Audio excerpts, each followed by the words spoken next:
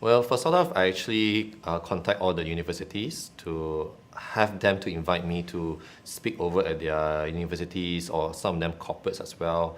And most of the time they say, yeah, we would like speakers to actually to inspire and empower the students to move forward and stuff like that. But when I actually deliver my talk there, it was not really a talk. For me, it was actually a way for them to start experiencing experiential kind of workshop. So I actually conduct, even though it's an hour workshop, but I actually conduct some few activities for them to move around, to start, thinking about ideas of what they actually want in their life. Right.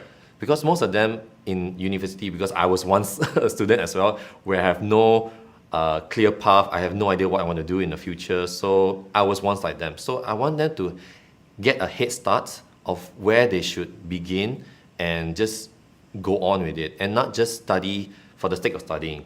Because most of them, even myself, we study is because you want to get a good job, get good money and all, so forth, get a good career, stuff like that. But at the end of the day, I ask myself, is it the money that we're chasing after or is it the passion that we're chasing?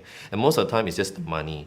So I want them to have a clear mind, a clear set goal, where they're heading towards, where's their path heading towards. And most of the time, they're just confused and all. So I want them to, okay, take a step back, relax yourself, and think about it. Where are you really heading?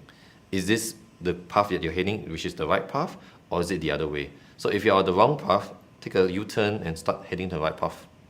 So most of them, I had got a lot of good feedback actually, because it's the first time they actually experienced this kind of like experiential workshop, whereby it's a two-way interaction, whereby it's just instead of one way.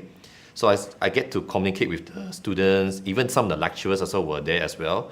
And most of them, they actually would want me to return to their universities to give another session and all.